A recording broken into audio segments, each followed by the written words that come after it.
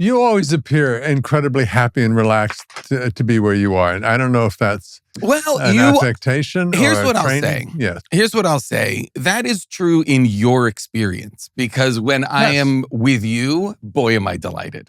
Because that means one of two things. Wow. I'm on a show that is one of the most delightful places to be. Good place, a man on the inside. Oh, yeah. I've run into you in public. At the Sundance Film Festival, we ran into each other, and you were like, Jason. And I was like, I'm about to have the best conversation of the night. You make me so happy. Yeah, it's the best. So for you, it does appear that I am easygoing, delightful, and comfortable to be here. Now, if someone else were here, very different experience.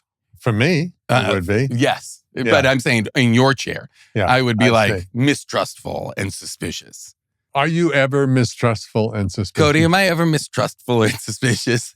All the time, actually. Yeah. Was that a comic bit or true?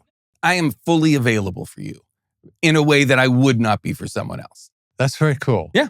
Thank you. Absolutely. Thank you. Because I don't do shallow, not shallow, but surface. No, you don't. Very well. I don't. I'm bad at it. And that is, I will say, one of the true delights of knowing you, the little that I know you, is, like I said, I know if I see you, we're going to have a real conversation. Yeah. And this town is full of not real conversations. And those are the conversations that I am implicitly or explicitly uninterested in, mistrustful of, suspicious of, all the rest. So let's also add one thing, that we are both, when we're at our best, under the umbrella of Mike Schur. Always. Yeah. Because he throws the party. Yeah, he gives us the space. Yeah. He gives us the space to do just anything, which is very exciting. Yeah. And especially for a show or shows that oftentimes have quite a lot of people, quite a lot of moving parts. Yeah. There is still such a comfort and a calm on those sets, even when it is chaotic and crazy, that allows for true discovery and surprise and just mischievous fun. Throw in Morgan Sackett, who is the best producing partner. Oh, yeah. He makes those things. All those writers that have been part of that stable of writers through every iteration, from Parks to, Good Place, Brooklyn, to Man on the Inside. What was your first Mike Schur? Parks and Rec. Dennis Feinstein, born Dennis Fierro, not Fierro, Dante Fierro. He was born Dante Fierro, but it is part of the Mike Schur names. All the names in Mike Schur shows are incredible. My character on Parks and Rec was named Dante Fierro, but when he moved to Pawnee, it was more. He changed his name to Dennis Feinstein because it was even more exciting and exotic than Dante Fierro, the perfume magnate of Pawnee, Indiana. Mike always says that it's true that you used to have to spend so much time passing, all the lawyers, because if you use a name that's remotely real out there in the world, you'll get sued or you could be sued. So he makes up shit. What a fun game. It's impossible. What a fun solution to the problem of, we can't use that name because there's already someone with that name. So just spend time with the writers thinking up names that certainly no one had. And even in the scripts where Lady crosses in the background, Lady has a name that always. Mike has worked on. Everybody's got names. There must be, I'm so curious, there must be a master names list somewhere. Yeah. And I wonder, I wonder what's on there. And I also wonder the names that they've been trying to get that just don't work. Yeah. The ones they're trying to sneak in there, but are just call too much attention to themselves. It's very funny. And Amy Poehler. Yeah. Yeah. Big part of your life. Huge part of my life. Yeah. Oh, yeah. So I start doing improv comedy in college. Like short form games style improv. Whose line is it anyway? Style improv, little 2 to 3 minute quick games, Within two what, arms, where? In college at Middlebury College in Vermont. Where? On stage? On stage in like the student center. We would do the student center, which was like 400 people. Big. Yeah. It was a big room. We would do like orientation for freshmen, and it was a big room. We would do like every semester we'd do 1 or 2 shows. We'd write a couple sketches, and then we'd do short form improv games. And then there was a guy on the team, Rodney Rothman, who has gone on to write for David Letterman and the Spider-Verse movies. He got a hold of a book that was all about long-form improv called Truth and Comedy that we all devoured and got super obsessed with it. And we're like, oh, this is the shit. This is what we got to be doing. This is like jazz, man. And then from then we started doing not the games stuff, but like much more scenic, bigger, longer scenes, longer shows. Not great in college, but when we left college was right at this time in New York where the Upright Citizens Brigade, which was a group from Chicago that had come up in the Second City Improv Olympic annoyance kind of collective of theaters. Amy Poehler, one of the founding members of the Upright Citizens Brigade, had just moved to New York and had started teaching classes. And so I started taking those classes because I saw them perform and was like, oh, this is the thing. Did you audition for her? No, there weren't auditions at the time. As if you had the whatever $800 for the class, I can't remember, $600 maybe at the time, you could take the class, and it was not in demand. There was no theater yet. There was no focal point around which we were kind of operating. And was Amy known by then in other... Amy wasn't known, but Amy, Matt, and Ian, the founders of the Upright Citizens Brigade, had just made a deal to do their own Comedy Central sketch show, which over the next couple of years they did. They did 2 seasons of for Comedy Central, just sketches. This is before Amy gets SNL and all of that. So my teachers were these people. And one of my first teachers was Amy Poehler, who was an incredible teacher. She is the child of 2 teachers. This is very lame, but give me an example of what notes might be like. So... she was incredibly good at giving thoughtful, cogent, absolutely incisive notes in front of the whole class that you didn't at all feel exposed by. They were always pure truth. They didn't have any... About your presentation. About what you'd do a scene. Done. Yeah, you'd do a scene and it would go well or not. You did an improvisation. Yep. So the scene would be... the class would be a series of exercises that were scenic based, and so 2 people would get up, they'd be given a suggestion, and then a scene would unfold. 3 to 7 minutes of a scene, let's say, depending on the class. And you're improvising everything, nothing. There are no, unlike short form where there are kind of rules and guideposts and stuff, long form improv is just truly open-ended. Anything can happen, and you really are just in a scene with another person, and it's all about building patterns and relationship between us that we can then find something that is funny, which is then kind of called the game or the pattern, and then replicating it, heightening it into kind of absurdity so that what the audience is watching seems to be something that is almost something we've pre-thought out. Because as long as we are listening and responding and agreeing, yes, and all the kind of improv tenets, as long as we are building something together, one of the ethos of improv is I make you look good, you make me look good. Yeah. Like selfish play, like look at me, I'm funny. Yeah. Ends up being a bad scene, maybe with funny moments, but a bad scene. And the integrity of the scene is incredibly important because the show is a collection of these scenes, all that then kind of weave together in that way that Seinfeld or Curb, the independent storylines would kind of marry at the end and kind of collide into each other. So a good improv show that we would do is about 30 to 40 minutes, same thing. Long form scenes build out, and then those scenes start to collapse onto each other in either thematic ways or legitimately that scene, the people in that scene just crash their car into the people in this scene, and now all 4 people are in the same scene. Right. So Amy note... So one of the great notes Amy gave me was, it was specifically about characters, playing characters, developing characters, stuff like that. And one of the notes was, she was like, Jason, remember, characters don't have to sound weird, or the characters can sound like you. You're like, it was basically, the note was don't focus on like, don't go, it's not outside in. You know what I mean? It's not like my guy walks with a limp or my guy has this voice. My guy, like it's just point of view.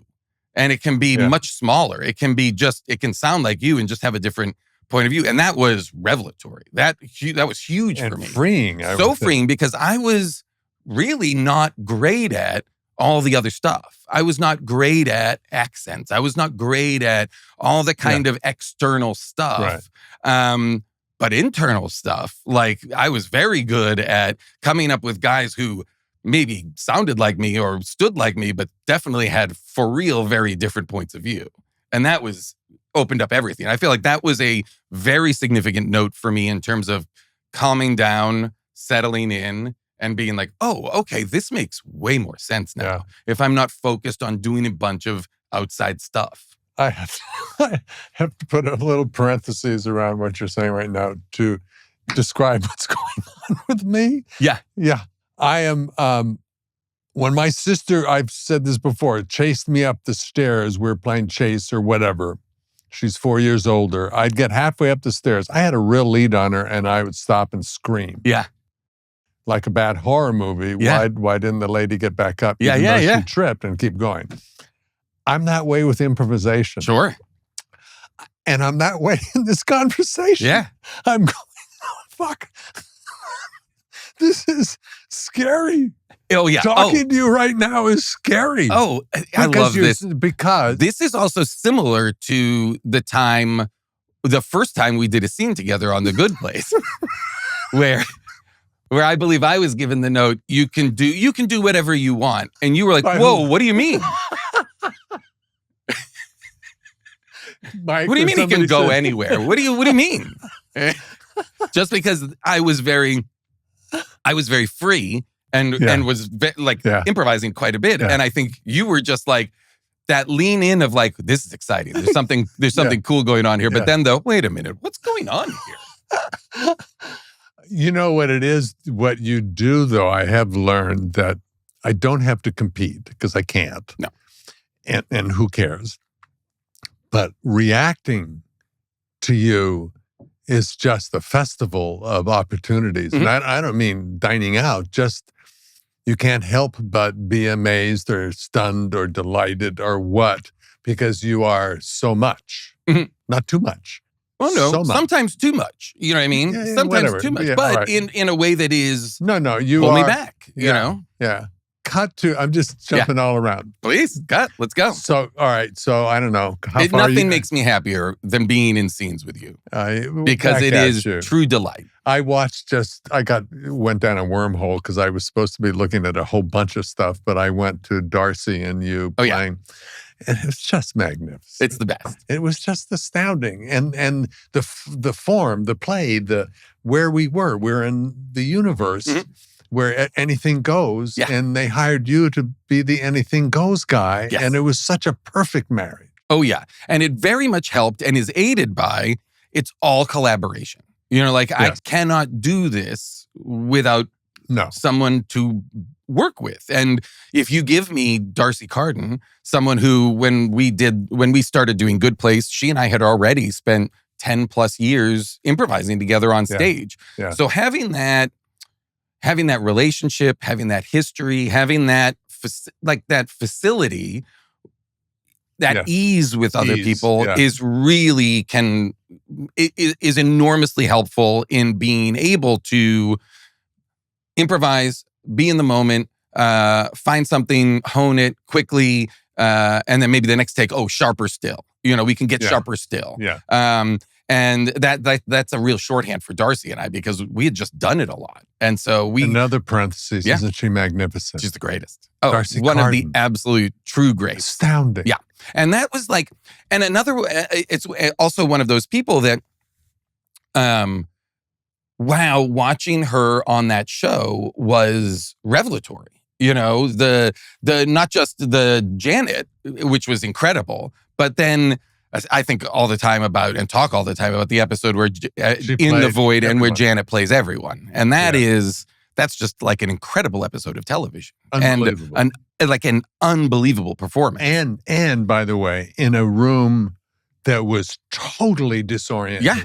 You didn't even know where the walls were because they were painted and sloped and everything. Yeah. So you were on acid just standing there. It must have been incredibly difficult to do, yes. which makes how well she pulled it off even more incredible. Okay, so this was cutting back. Wait, we're cutting back? Yeah, to you being 8 or 9 or 10 or something. Are you sitting around the dining room table being the Jason that we know right now? Are you this version of Jason? At that age, sort of. At that age, sort of.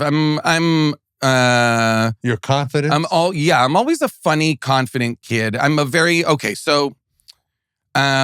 Who's around that table, by the way? My parents and my sister. Melissa, who's younger or older? Younger, a couple years, 3.5 years younger. And my parents. My confidence comes out of, I think, a early learned sense of control over my life because I had this crazy egg allergy. Right. I have a crazy life-threatening allergy to eggs. So from the jump, immediately, I was very much told I needed to be in control of everything I ate. So there was a real sense of I'm in charge. Because wait a minute, that is literally huge. Because most everybody on the planet is mindless when it comes to putting. Sure. Not everybody. But truly. If you have no I'm a vegetarian. Food is a very tricky thing for me. And this is a real crazy. You have to breathe carefully is an equivalent almost. Yes. It is without a doubt the thing that has, I think in terms of what you're talking about, I felt confident and I felt confident at a very young age. Not because I thought I was funny or hilarious or anything like that, but because I had to confidently tell adults, does the cookie you're trying to give me have eggs in it? I can't eat eggs. I had to be a kid advocate. A lot of people sometimes went, stupid kid. And then that mom would have to call an ambulance. I'd have to go to a hospital. How many times did that happen frequently? All the time. I went to the hospital 3 times last year. I went to hospitals in Mexico, England, and Italy last year. Wow. Yeah. Because your pen doesn't help you. The pen will help. The pen helps. But the argument is always, my doctor's argument has always been, I'd rather if there's a hospital nearby, you go to a hospital. The pen is for really if you are in a place where it might be difficult to get to a hospital or the reaction is moving so quickly that you think you might not make it to the hospital, basically. The pen is kind of an emergency. It's for, we might not get there. The hospital's 30 minutes away. This is moving quick. I'll do the pen. You're not meant to I ate eggs. I'll do the pen and go to sleep here at home because you don't know. It's not, the pen isn't like a miracle cure. So you even have to think, maybe I won't go down the Nile, or the Amazon. For sure. But yet, I still would do all those things. I still put myself into all sorts of places and all sorts of positions. So you either get terrified and withdraw or you go, fuck it. I'm going to be super alert and full steam ahead. Correct. But still, this is important, terrified. It wasn't that I'm not terrified. I'm confidently thrusting myself out into the world. I think it was very much I have to do this. I want to drive myself forward and out of the bubble I'm in, but still terrified that I'll make some misstep, that I'll fuck something up and I'll eat something wrong and it will be catastrophic. So by 8 or 9 or whatever, you had already crossed over into full steam ahead. Little adult guy. Jason, I love you even more. Because that's huge. Yeah. It's huge. It's very funny. It's one of those things that I did not realize for an incredibly long time was so important. This allergy and how it had affected me throughout my life. And I was listening to Terry Gross, a Fresh Air interview with an artist, and he had a nut allergy. And he just said something offhand about, he basically was the sentiment was no child should be so aware of and in charge of their own mortality the way that a kid with a food allergy is. And wow. And I I was driving and I started to cry in the car and was like, oh, whoa, that's like, that really resonates with me. And I really started to unravel at that. I'd been in therapy for years at that point. I went into therapy and I was like, I got to tell you, I think that I was listening to this thing on the radio and the guy said this thing. I don't think I've ever told you, I have this egg allergy and blah, blah, blah. And I said this to the therapist and the therapist was like, how has this never come up? He was like, how old were you at this point? In my 30s. Wow. And he was like, this now makes everything make sense. He was like, I was really thinking about you because we talk about this and we talk about that and we talk about this and we talk about that. And I've really been struggling with what's the connective tissue between all of these things. And he was like, it's just this. This is the Rosetta Stone to understand the rest of it. And truly, and he was right. All of the other elements in my life that I was struggling with were really about somehow. Just for example, you don't have to go into the the neuroses or the pain. Yeah. But for example. So for me, because I need 100%, if you were like, hey, try this drink, even though that absolutely wouldn't have eggs in it, right? There's a part of me that's like, I don't know. Like a bunch of years ago, they started putting egg foam in cocktails. Like I kissed a girl after a date and had to like do the EpiPen and because her drink had egg foam. Anyway, so I've decided I need a guarantee to move forward with something with food, right? I need someone to tell me 100% that's safe for you. And if nobody can, I won't eat it, right? Yeah. I was taking that same, I need 100% certainty in this relationship and applying it to romantic relationships, applying it to work relationships, group dynamics. I was applying it to everything. I'm safer as an island. I won't move forward until I know for sure my next step is safe. And that's, I just got stuck a lot. I moved slowly a lot in those years, just because I was too nervous, too scared, what if a bad thing happens? But bad things have to happen. They're not life-threatening the way that a cookie or whatever is. So that's kind of what it was. That's the biggest way I think it impacted me. Gotcha. Hey, thanks. Hey, of course. It does kind of make you come into focus even more. Yeah. Yeah. Wow. Okay. All right, so go to fame. Where was that line where you went, oh, fuck, I'm famous? Or, ooh, people are recognizing me. What brought you up to? Not until, so I'm an improviser in New York for many, many years. I do a number of following. People knew you from that. Yes, people might recognize me on the street and say, hey, I saw you at UCB or something like that. Yeah. I was a big fish in that pond. But still wouldn't, I wrote and performed a series of sketch shows with a woman named Jessica St. Clair, who's incredibly funny, incredibly talented. And we did a series of like Nichols and May style 2-person sketch shows. So our first successes were, we would do those as stage shows. We would sell those shows one to Comedy Central, one to HBO. We would shoot a pilot. It wouldn't get picked up and we'd move on. And so had a bunch of successes in that realm, selling pilots, selling scripts, writing stuff, but really could not get acting work until my late 30s. I would come out for pilot seasons. I would test a little bit here and there, wouldn't get it. Very frustrating, but was still having tremendous success on stage. Was like doing 1 million shows, had a great setup in New York, and was making a living as a writer, essentially. And then one year I was out here and I booked 2 shows just as a recurring character, just 2 small parts.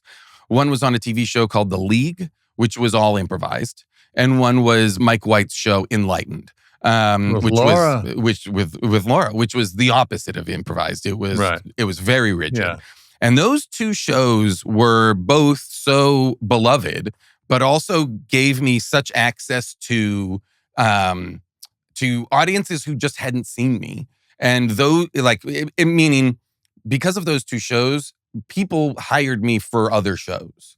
Like because of the league, I get on a Modern Family episode. That's when I get onto Parks. So Amy very wonderfully gets me onto Parks and Rec. There's a bunch of stuff. And all those people like Amy and Tina gave me a small part in Baby Mama, the movie Baby Mama they did.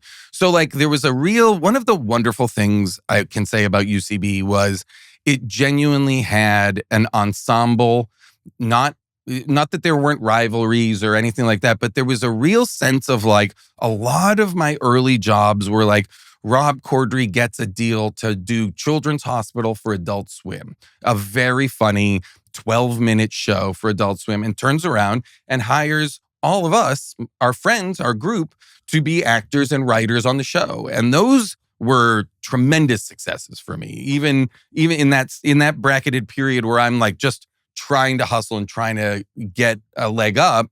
Like a lot of it is my friends being like, hey, Scott Armstrong, let me help you get your movie pitched to these people, or Corddry hiring me for Children's Hospital. Like that stuff was hugely impactful, just those relationships and the people that were willing to be like, yeah, we're all going to benefit from this. And that kind of sense of community, which was very present at UCB at that time, was like absolutely huge for all of us. Like it raised all the boats, in that way. Did you have, I'm a hired gun actor. I'm not stand-up. I don't have my own voice. I'm not a writer. I really I have no desire or talent to be, or a director, or I don't even like producing because, it's horrifying. I'm the bridegroom who shows up at the last minute and goes, wow, look at all this. Hey, wow. They really built it all. Wow. Who wrote this looks words? Great. I'm not sure I'll say this word that took 3 months to come up with. That's better than me, because I'm usually like, I don't know if I'm going to say any of these words. Well, yeah, but you do, by the way. When you say you get carte blanche on things like No, I do. You really don't. You get a pass on the words. Yes. And then they turn you loose. Correct. And by the way, here's another thing you're really good at. Then I'll get back to heroes. I want to go back to heroes. Sure. A lot of times, actors who are good at improvising, you can a lot of times go, here's the scene, I'm following the scene, and here comes the moment at the end of the scene where this is a button place where they let the funny guy go. And it stands out that way. Sure. It's very much not part of the scene anymore. And sometimes it's funny, but it has a consequence which pops you out of the scene, I think. That's my 2 cents. Absolutely. You're really good at not doing that. Oh, thank you. And that may be UCB trained folks. I don't know. Yeah, it's interesting. Like, because you know what? Sorry. A lot of times it's the stand-up. Yes. And stand-up's different, because stand-up is, I find myself going, please throw the football back. Yes. Please throw it back my way. And that's hard. And that is a real difference. I will say a real difference between stand-up and improv is stand-ups are primarily have only themselves. Yeah. And it is an antagonistic relationship usually with the audience. Me versus them. Yeah. Like I killed, that's all that kind of language is, and the if it's not going their way, they're attacking the audience. It's a almost combative dynamic or relationship. Improv is the exact opposite. Like we need them. Yeah. We need them, even if it's just the tacit understanding that they've said the suggestion or whatever. Or, I do a show where we talk to the audience a little bit, just chit chat, talk to them about like, what's the drama in your family right now? Who's got, like we just ask them very open-ended but specific kind of questions about their lives. And people will say like, oh, this or that. And then that becomes the raw materials for the scene work. Right. And the reality is an improv show, it only happens once, right? We're not repeating any of these. This is a one night only. That's called something else. That becomes a scripted. Yeah. So for us and the audience, there's a lot of forgiveness from them because they know we're making it up. Everybody's kind of in on it. So it's not an improv audience, I find, is a stand-up audience is kind of like, okay, show me what you wrote. Yeah, yeah. And an improv audience is like, What are you going to do? What are you going to do? And at first they're nervous because truly there's nothing worse than bad improv. Nothing, absolutely nothing worse. You are trapped in a theater and people are flailing. It's awful.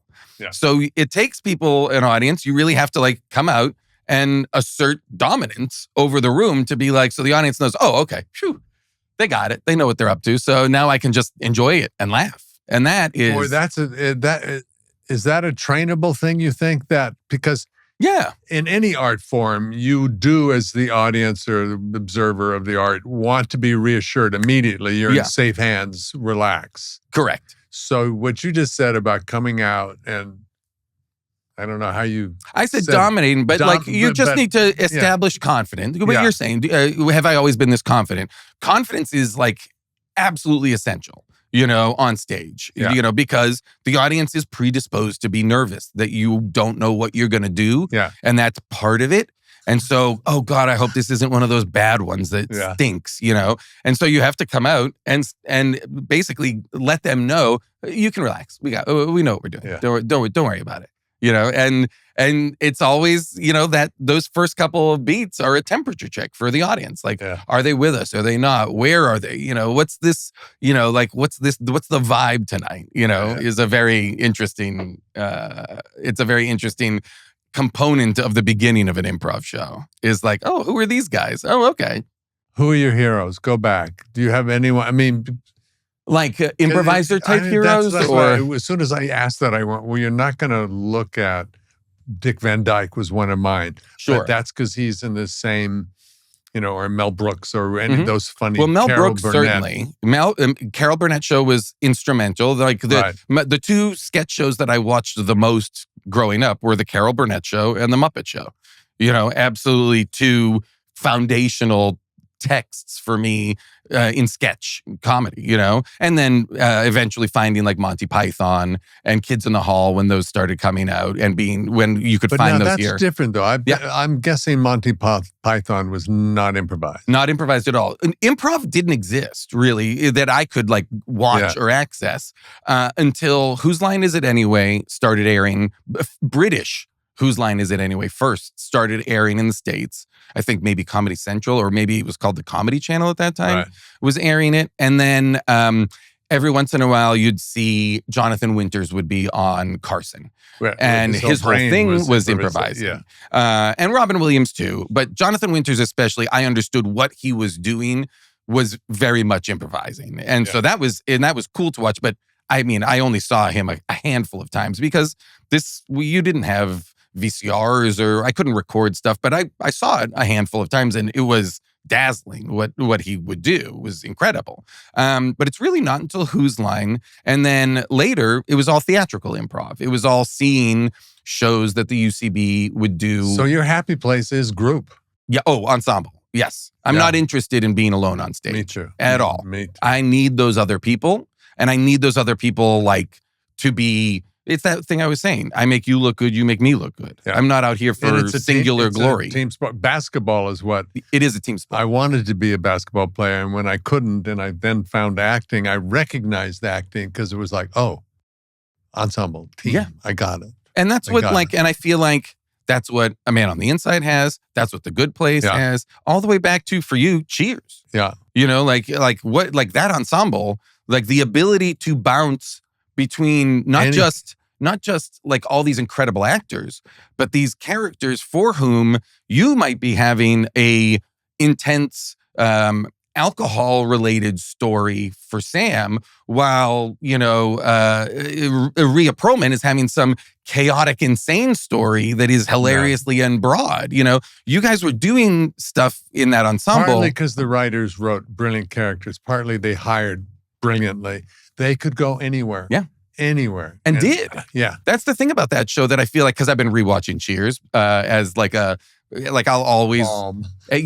I'll always watch a sitcom at night, last thing before bed. Like, all right, I'm ready to start winding down. And Cheers is absolutely one of the greats because you don't anymore have storylines in half hours that are so emotional. And you guys had real emotional storylines, not just bits and jokes and stuff like that. You had real stories snuck in there, heartbreaking stories for Coach, like incredible stuff. Yeah. I think that's why I was allowed to go on to other things, was the character was fully rounded. Yeah. It wasn't just a stereotype joke. Yeah. Was, yeah. And it wasn't like, oh, Ted Danson is just Sam Malone. It's just that. Yeah, no, you could immediately go now and my, be a different my character. Talent is basically I play Sam Malone over and over again, just in a doctor's outfit it worked. So why not? Oh, yeah. Oh, I'm just playing a maniac, just in different outfits. Absolutely. I only saw, I apologize. First of all, I don't accept your apology. I just want that on the record. Fuck you. I was so tired of watching it. I only watched part of it. That's not true. I only saw a snippet of The Long Dumb Road. Oh, yeah. I say this a lot, but I really mean it. I think you should be like doing leading man parts, yes, maybe with a quirk or something, not kill your humor or your impulse or whatever, but you are leading man because you have such depth inside of you, and maybe some of the stuff of what you had to live with in life, or your humanity. You should be doing. I love that. Out of the park. Boy, different, but leading man. You really should. Incredibly sweet to say that. I am a character actor. I am thought of as a character actor. But character actors can play leads. Oh, I agree. Absolutely. They can play them forever. Yeah. And you should put that in your little magic. I'm out here trying. Good. It is tough. It is genuinely tough to get people to consider me for roles that are not the sketchy guy, the creepy uncle. No, I understand, because you're so good at something that they want it more. You're the perfect thing. But I swear to God, you will one of these days. I would love it. Yes, I would. Oh, I would love it. I would love the opportunity. Genuinely. All I want is to be a romantic lead in a rom-com. Why can't I be divorced guy who's looking for a relationship now? Why? What's that would be incredible. Though. You will. I would love that. Yeah. Yeah. Oh no, you and me, we're going to do it together. But you were that. I didn't see the whole thing, but there was a calmness. It was still you. Yes. But there was a calmness to it. That was really the first time, I will say, Long Dumb Road, written and directed by Hannah Fidel, a fantastic writer and director. The first time that I'd ever had to consider a performance that would have to unfold over the entirety of the piece. Right. I'm so frequently just, you're in these two scenes, or you're in just in this bit or that bit, or you're in the beginning and the end or whatever. I very rarely have to modulate and be like, wait a minute, where am I in the story in this scene? Yeah. And try and figure out how to do that. Was like a whole new thing for me for The Long Dumb Road. And it was difficult, It was a real learning experience to try and I will say Tony Revolori, who's the young actor who's the opposite me in that. It's like a classic road trip two-hander movie, is an incredible actor. Yeah. And so working with him, I was like, oh, this is helping me. He is so fantastic. And Hannah, the director, because of what I was saying earlier, because I'm so often a very strong spice added to a dish, sometimes too much of that spice. If I'm in the whole movie, that's too much spice. Playing spice, yes, but not you. So no, not me. No. But finding that was a challenge. Mary and I are a nerd about acting. We both studied under the same technique. She went to the Neighborhood Playhouse in New York in 1972. I went to Carnegie Tech, then went to New York in 72 and studied under somebody who'd studied with Sandy Meisner. Sure. So it was that Meisner technique, which is basically... It was that Meisner technique. Which is all about getting out of yourself. And repeating, quite honestly. Twirling your beard. Yeah. Twirling your beard. You're twirling your beard. You're twirling. And I'm you twirling do that my for beard. Fucking ever until you go, this can't be good for me. I took a class and I was like, I don't know if this is for me. Right. But it does teach you to get out of yourself and not, but work off the other person. Yes. Notice, react, respond. Which is funny because you are, on some levels, it seems like the opposite of the Meisner technique, But on the other side of it, you have to be paying fucking attention to Always. literally everything that's coming out of the other person. Always. You have a mission, all of you, to be funny and to be this and to be that, but you are working off the other person. And much like this. I saw that, Yeah. working with you in the last thing we just did together, which just came out, by the way. A Man on the Inside, Cross, season 2. Season 2. And you are very funny and a little wacky and all of that.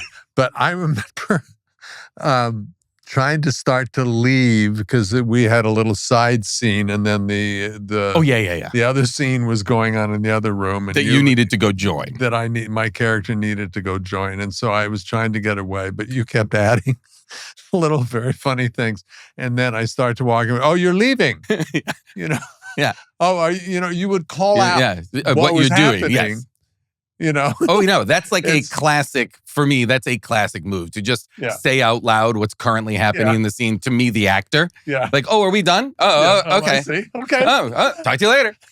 Like, just like, all that kind of stuff. Just, again, seeding, it's what you were talking about earlier of like, oh, some people are chasing a big button.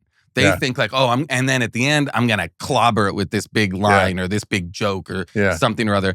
And I'd much rather sprinkle a bit of weirdness at the end. Like something that's just like, wait, what was that? What was that weird little aside? But your weird thing didn't come out of nowhere, which is, I would argue, what Sandy Meisner would hate. And it you didn't made come up from something before. It came off of me. It came off of exactly what you were doing, which was you were trying to extricate yourself from talking to me. Your character doesn't want to talk to me anymore. Yeah. And so for me to just call that out was very funny. I have my version, or actors who aren't good at improvisation have their version, which is, I really came up with something, a way to do this last night that I want to show you now while the cameras are rolling. Oh, no. And I think that's 99% of people on sets are prepared.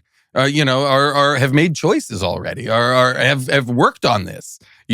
I'm only now in life getting better at working on things, like really script analysis and really digging in on stuff. That's I did it in reverse. You know what I mean? Like I'm so much more comfortable on a set that I can improvise on than a set that requires me to be kind of word perfect. That's a much harder endeavor for me and much more daunting. Yeah, for me too. My brain. Yeah. But I will say, like, watching you, it seems effortless. It is. I have a crap load of psoriasis under my wardrobe. I'm sure. As a result of looking effortless. Yeah. But it really is. Like, it is, I've been watching you since I was a kid, whether on TV or on sets as an adult. And it's a cool process. It's cool to watch you slip into these guys, and that, like, especially The Good Place, that mischievous evil, that like twinkle. Yeah. That's I had incredible. no idea how to play the first season because I didn't know. Yeah. You didn't want to tip it. No, you couldn't tip it. Yeah. You had to, if people were to look back, which they do because they watch it over and over again, that show. Mm-hmm. I'd love that. But you have to go, this is real in the moment for the audience watching because they don't know the twist. Yeah. And if you look back knowing the twist, it has to be real as well. And to the point where I couldn't go because not everyone knew this on the set. You couldn't ask questions because nobody, And also, you needed to play a character who, in Success, you could continue to play in season 2 without having to make it a new guy who now is evil. Yeah. It's got to be. I heard so many directors who didn't know this. They only told. The directors didn't know. Oh, I didn't know that. Yeah. Oh, that's cool. One or two who were in the beginning of the Drew process. and whoever else. Drew, got it, yes. So I'd go, hey, I have talking to the wrong person. Sorry, excuse me. Where's Morgan? Where's Morgan? Oh yeah, what a singular challenge though. Yeah. Like I feel like actors talk about having a secret all the time. Like I don't know if that's still a relevant thing, but like that idea of that cliche of an actor has a secret. But like you really did have your character had a secret, and I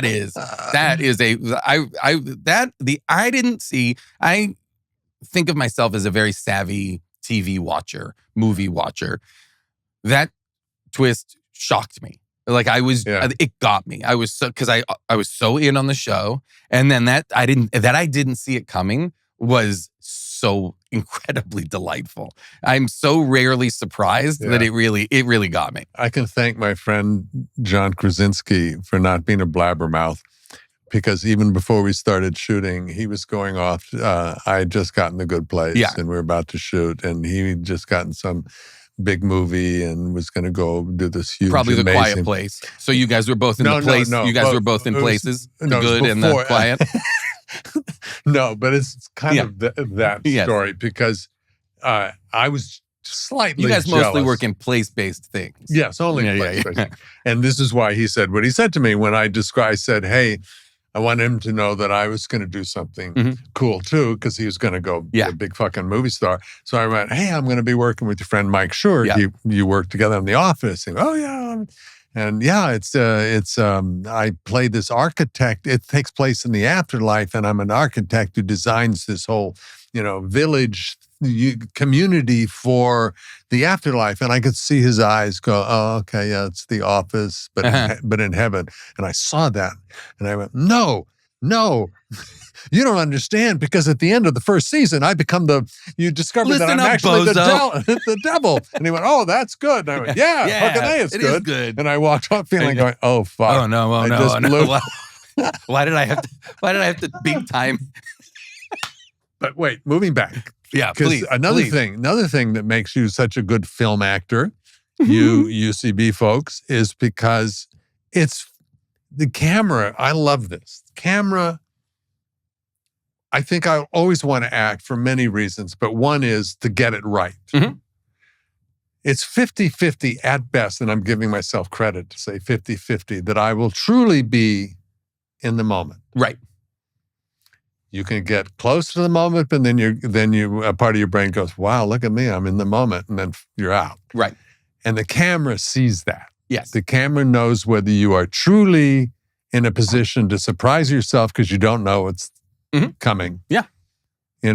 Because you're so lost in the moment. Or no, you're just now giving me a facsimile of something. Of being in the moment. Yes. And a lot of times I feel like that can look like what you prepared. But if you Mr. UCB-er, are part of a group trying to find out where this group is going next, you can't be phoning it in, or everything's you will miss discovery. Where it's going. Yeah, it's all discovery. It's all curiosity. Yes. Which is I love that. my new favorite fucking word in life right now. At my age, maybe when I approached 70s, gratitude became a very valuable word and real. Yeah. Be grateful. Yes. Ted. How'd you get everything you got? I don't know. Just say thank you. How much more? I don't know. Thank you. Just stay there. My new word, though, is curiosity. Big time. Stay fucking curious. And that is, and I will say, one of the things that all my characters have, it is deep curiosity. Like a lot of times, that's true. They all want to know everybody else in the show more. Yes. But they're almost always people that everybody else in the show is like, can this guy get out of here? Can we get rid of this guy? Yes. But like Apollo on A Man on the Inside, like that Thanksgiving episode, all Apollo wanted to do, as far as I was concerned, was make friends. Yeah. He's just there to make friends. Calbert, I'm making friends with Calbert. There's everybody that my guy meets, curious. I want to know more. And your curiosity isn't to then have a one-up or have anything that's on a negative or sad or anything. Your curiosity, the payoff is, well, I'll be damned. Yes. Oh my God. More specificity. More like, yes. And you know what? And this thing we just figured out, I'm into it too. Yeah. And then you're just finding weird little pockets of stuff that a lot of times can just be ephemera that they're never going to use. Yeah. But then every once in a while it makes it into the cut and I'm like, oh, whoa, they used that? Yeah. Cool. It's not like the beat in the one that's the Thanksgiving episode where you've very kindly dropped the lasagna in order to cover for the mistake that Constance's character has made. And Mary Elizabeth is like, I'll go get him up. And I just improvised the line. I said, I'll go ask the neighbors next door if we can ask their trampoline if we can use their trampoline later. It's not related to the lasagna. It's not related to any of that. That's just that guy is excited there's a trampoline next door. Too. I mean, I'm also helping because all of us want to use the trampoline, right? You know? Unbelievable. You are not yet yes and. You're a yes and. Oh my God, yes. But I'm very lucky that they let me do that, you know, and that they use it. I was so delighted that made it in, you know. Me too. Yeah. Because so much was going on probably in my head. I was trying to figure out something else, whether I'd done the scene right when that line came out of your mouth. But you did several versions on your exit line. So when I watched it, you get to see what they chose. I feel like I've graciously gone along with that I'm 77. You know, like, wow, you're 77. Look at, you know, and then I watch myself on TV and it's like, fuck. Yeah. I'm 77. Oh, yeah. Oh, it's so disturbing. I felt when I turned on this season of the show, I was like, oh, whoa, I'm so much grayer than I was the last time I think I appeared on television. Yeah. You know, even though I see myself in the mirror every day, my mind is lying to me. Yeah. But when it's right there on TV, I'm like, oh, that guy's older. Yeah. That guy's older than I thought he was. Yeah. You know? So my process is that I watch it again. Yeah. And I wipe my tears away going, well, I guess it's not that bad. And then I watch it a third time. I go, oh, fuck, there are other actors in this scene. Oh, you know, they're good. Oh, this is good. It's like that thing do you do this, like, let's say you're watching a scene from A Man on the Inside, but one of these big group scenes. Do you watch yourself when someone else is talking? I'm trying to figure out what you mean by someone else is talking. It's the someone else. You mean the other actor? But you know what I mean? Like sometimes I'm like, why am I even looking at me right now? I'm not the one talking. Like nobody's looking at me right now because sometimes I'll be like, in that way that I'm so oftentimes chasing a moment or something to improvise. Yeah. I can sometimes see Jason, the improviser, there instead of Apollo or Derek or Adrian Pimento or whatever. I instead see me, who just had a clever idea and is now just waiting to unload it, you know. And I'm like, oh, this fucking idiot! Why can't I even cover with a bit of a performance so that I can strike with a great line? But no, I can see all the mechanics in my mind. But it's almost always happening while someone else is talking. So hopefully nobody's looking at me because that's what it is for me. It's that same thing of like, oh man, I wish I'd done that better. I just wish I wasn't chasing that bit or that joke or whatever. I can quibble with all of it, you know. I'm confidently there, but when I watch it back, I'm full of I agree. Self-recrimination. I'm whoever my favorite actor is when I'm working. Yes. But when I watch, I'm just this judgmental dick. Totally. Really. Completely. Oh, absolutely. I get that. I think we all are. Yeah. And that's why I think a lot of people don't watch their stuff. Yeah. I do. I don't, because I also think of it as kind of a learning experience. It is. I get better because I watch it. And it's humbling. Humbling is good. Oh, yeah. And God forbid if I was out here not watching it back and just walking off sets being like, yo. Just like Rocky. Look at me. I fucking did it. And then I watch it back and I'm like, oh God, that's trash. What am I doing? Somewhere in between is probably true. So better to be there. And that is how I always feel. Somewhere in between is the actual performance. Changing. Let's go. Okay. So being philosophical, I think enlightened, it's you know, if you're living day to day, if your circumstances are so hard that you just need to get through the day to survive. Okay. It's harder to kick back and be philosophical.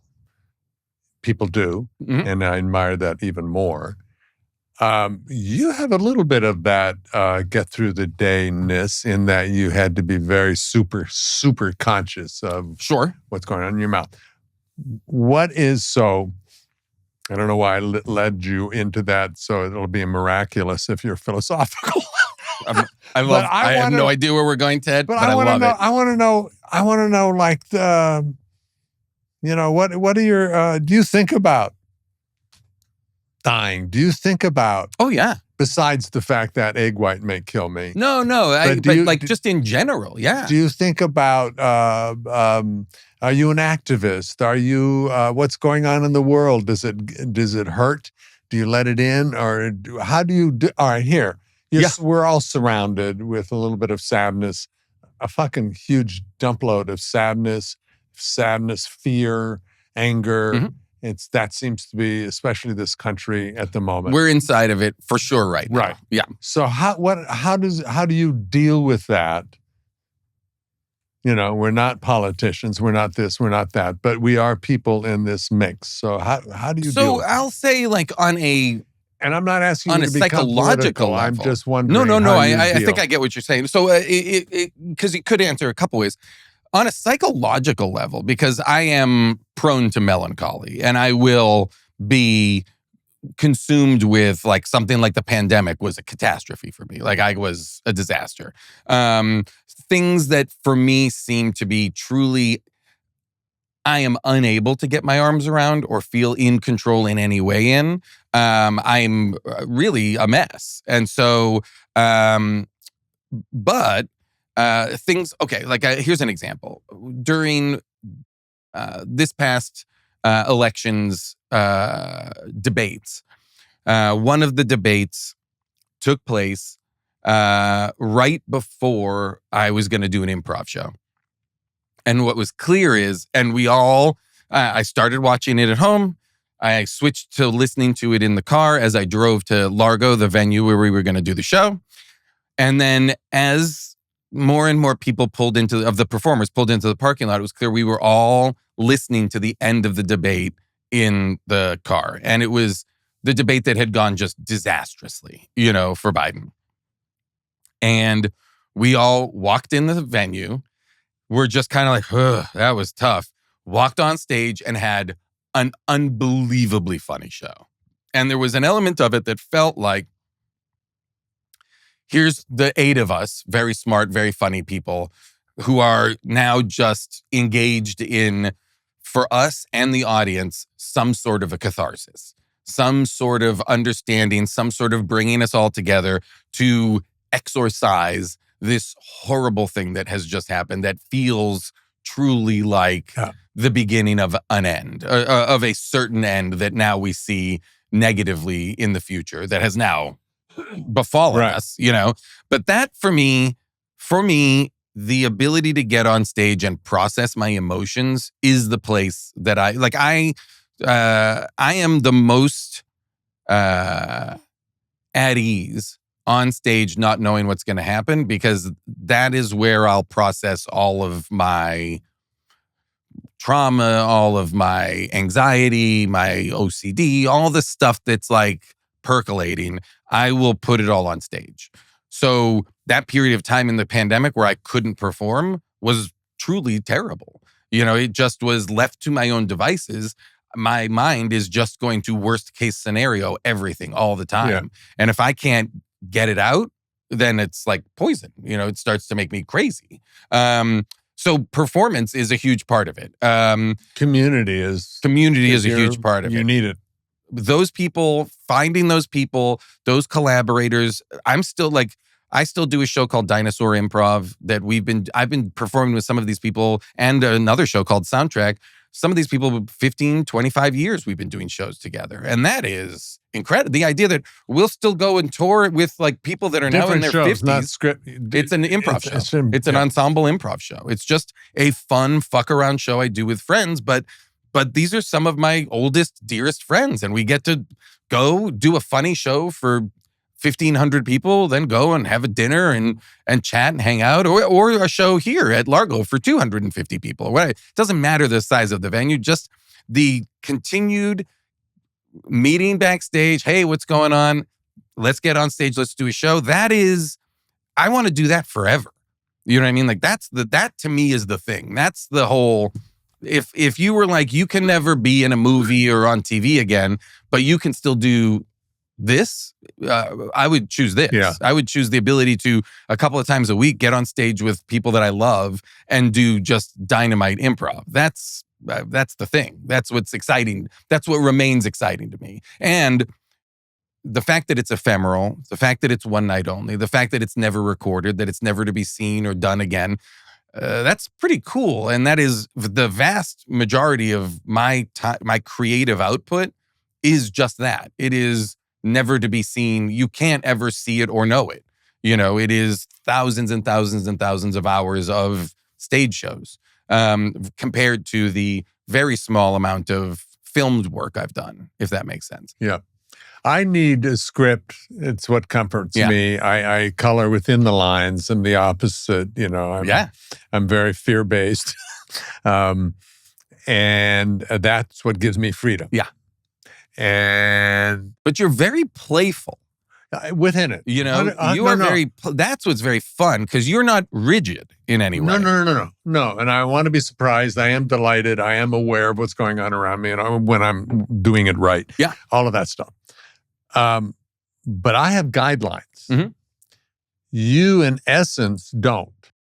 How do you know when you've crossed the line? Do you ever go, shoot, I should not have put that out into the universe. Shoot, that was mean, or that was to this or that. It's less that I'm always worried about it, but I am going to always, so like on both Good Place and Man on the Inside, I will, especially in the beginning stages, check in with Mike or Morgan, or if the writer is there or whatever, to be like, to calibrate me.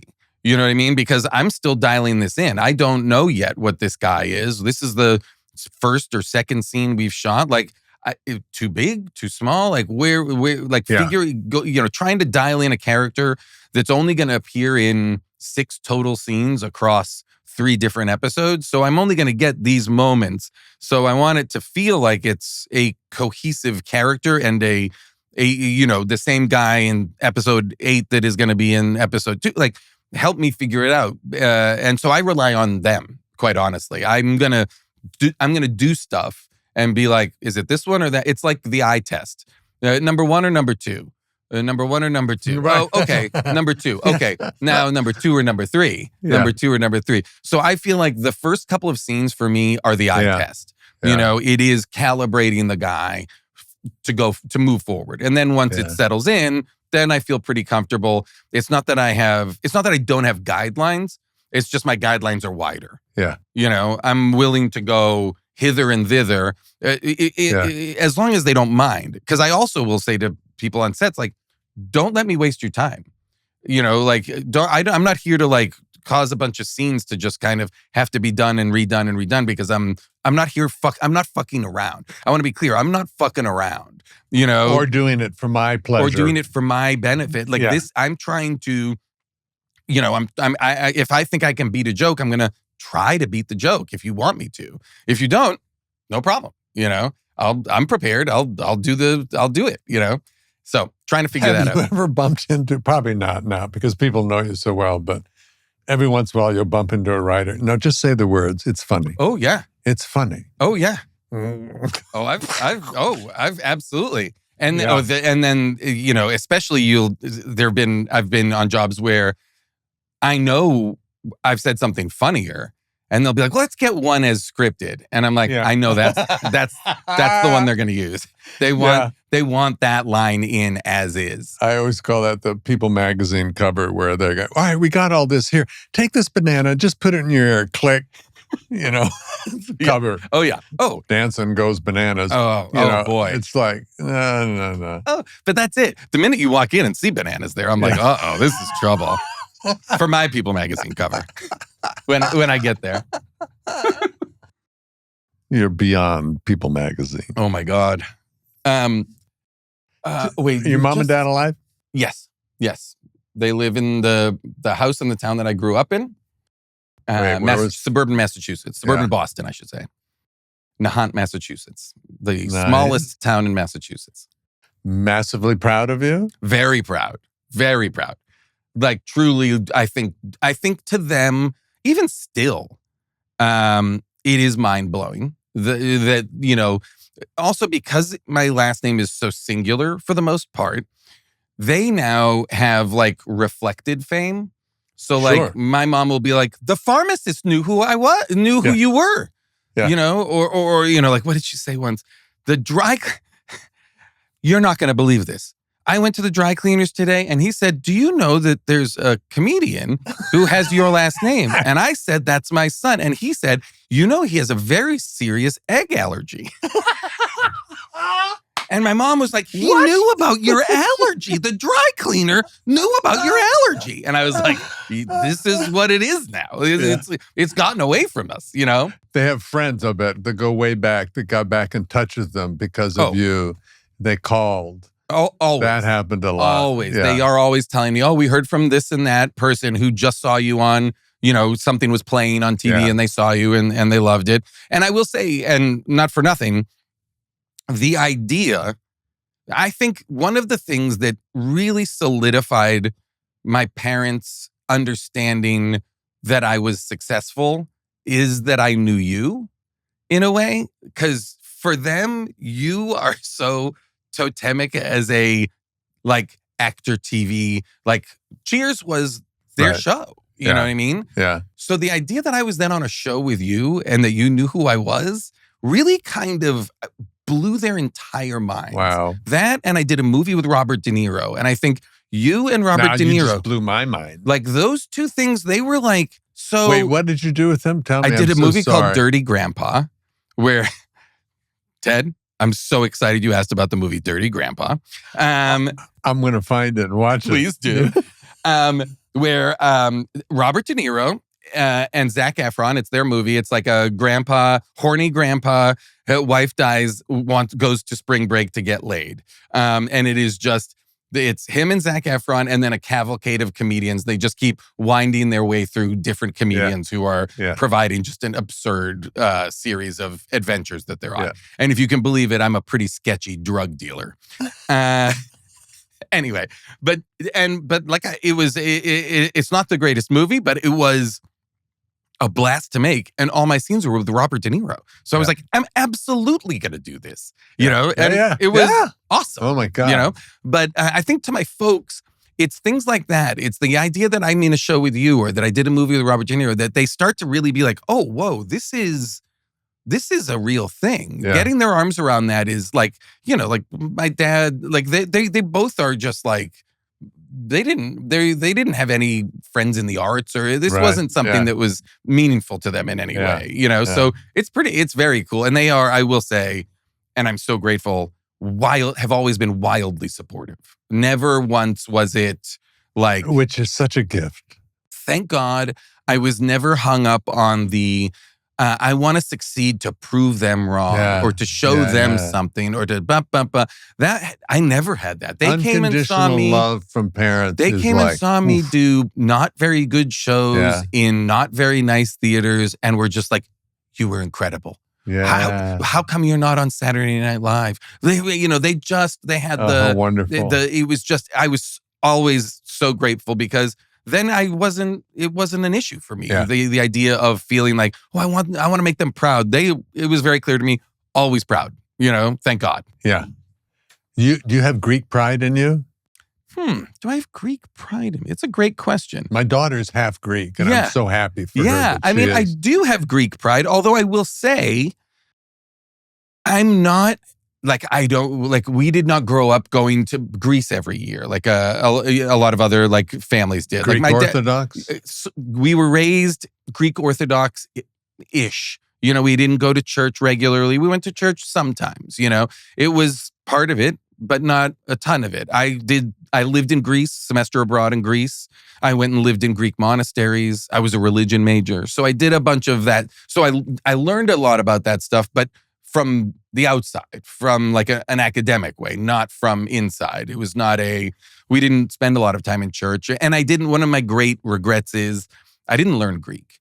At that moment when I could have gone and taken Greek lessons. Because your mom and dad did? Yeah. Oh, yeah. My dad came, my dad's a Greek immigrant, came here when he was a kid. Oh, I thought you were three generations. No, my dad, American. my dad grew up in Greece, came over when he was a kid though, came over when he was like 10, 11 years old.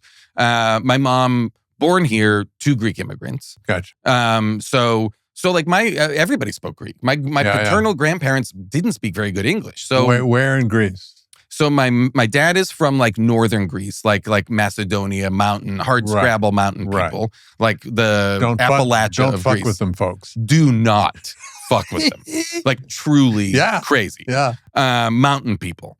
And my mom's family is from the Peloponnese, so southern Greece, much more what we think of as like a Zorba the Greek, full of life and joy. And wait, where's Sparta? It's in the Peloponnese.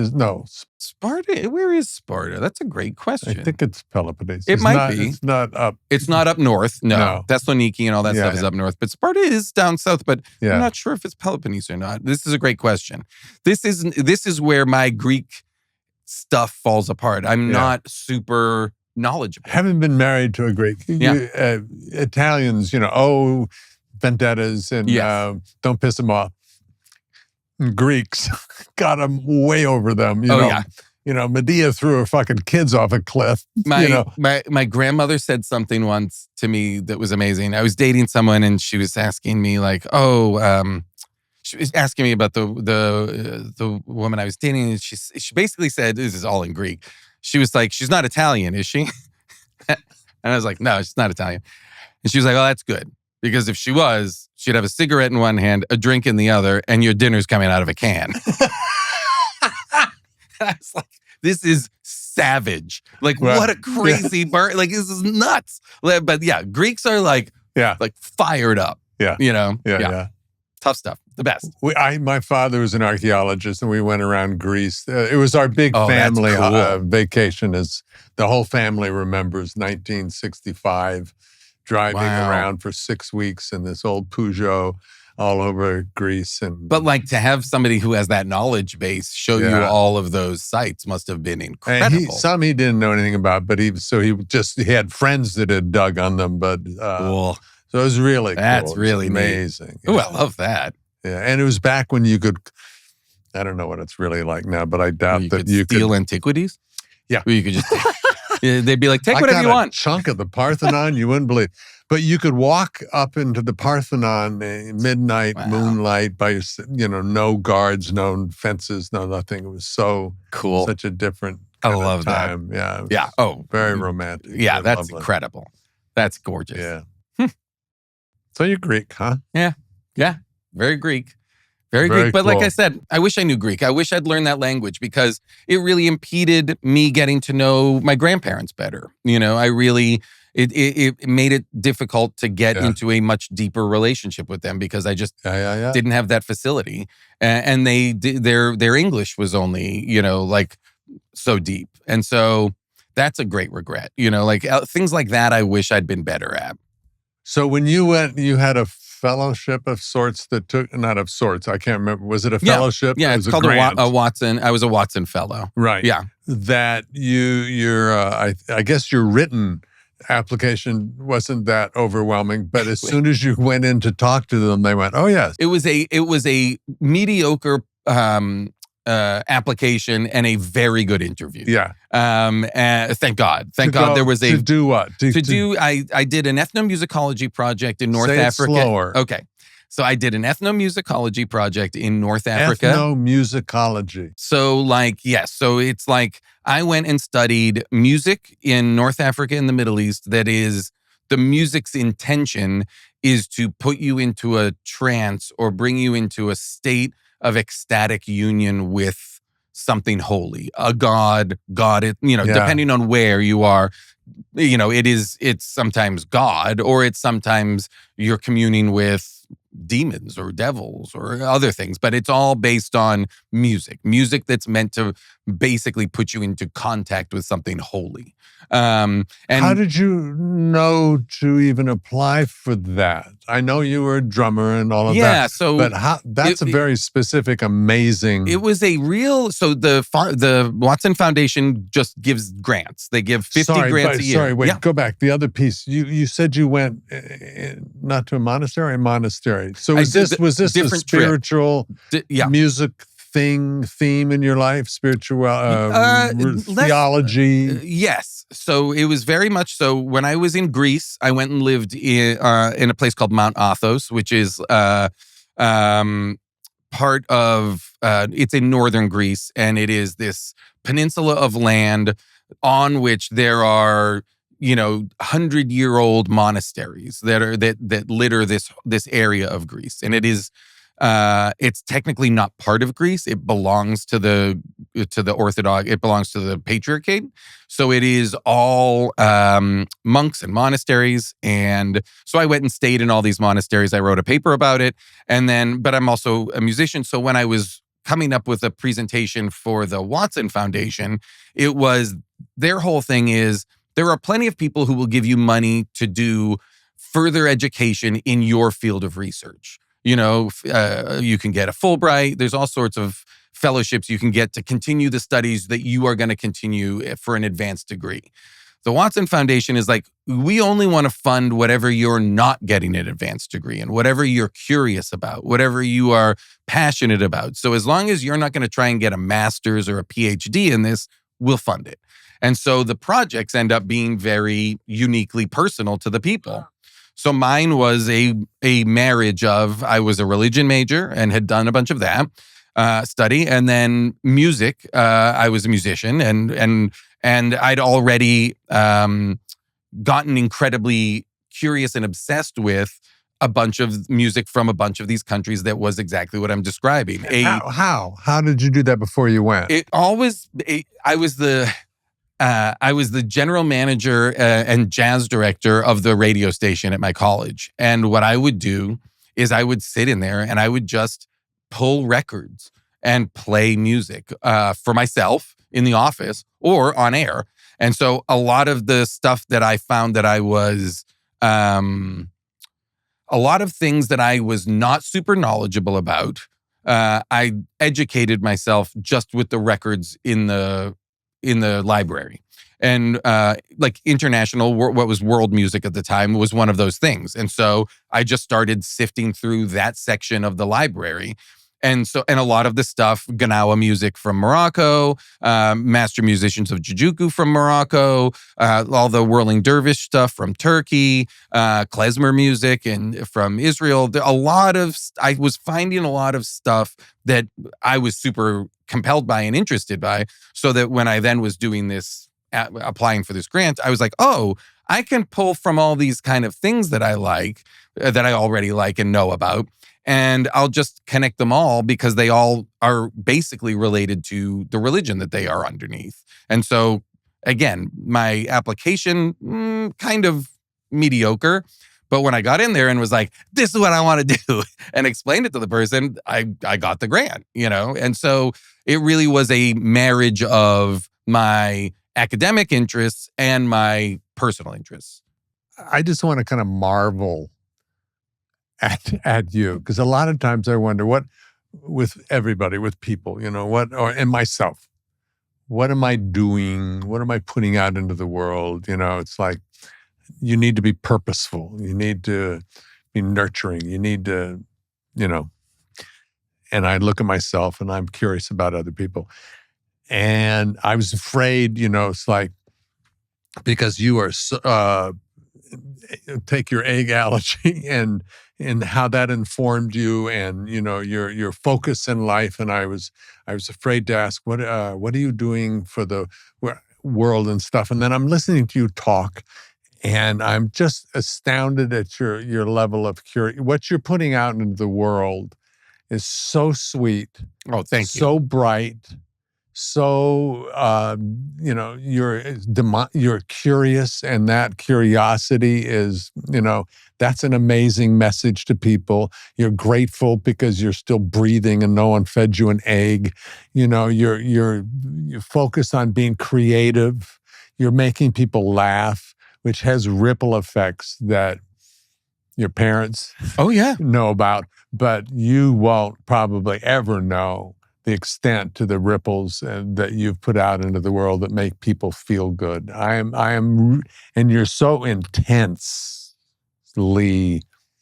purposeful because of your condition that you grew up with, that you really are a marvel. You're going to make me cry, Ted. This is very sweet. I really feel lucky to be talking to you and get to know you more than, oh my God, here comes Jason who makes me happy and who's so funny. You are a marvel. I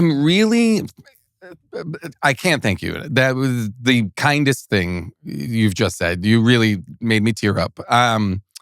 I am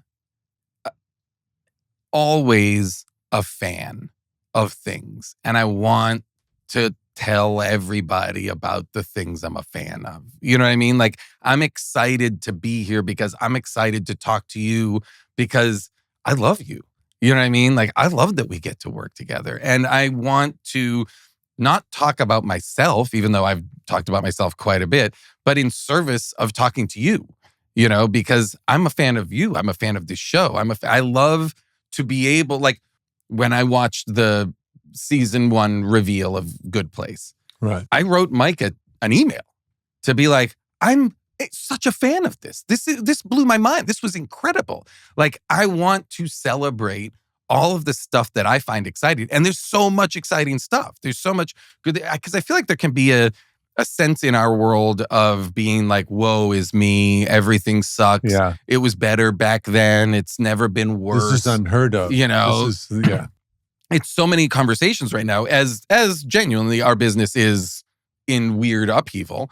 But nonetheless, like, boy, is there so much stuff that I still find to love about it and be excited to talk about it in any way, shape, or form. And this one, the one that we're doing right now, the kind of new podcasting, what a wild and strange new endeavor, although not that new. My podcast has been going for 15 years. But that idea of being able to chat and kind of have an exciting conversation, I love this. Like, we've had plenty of conversations, in between setups on set and so forth like that.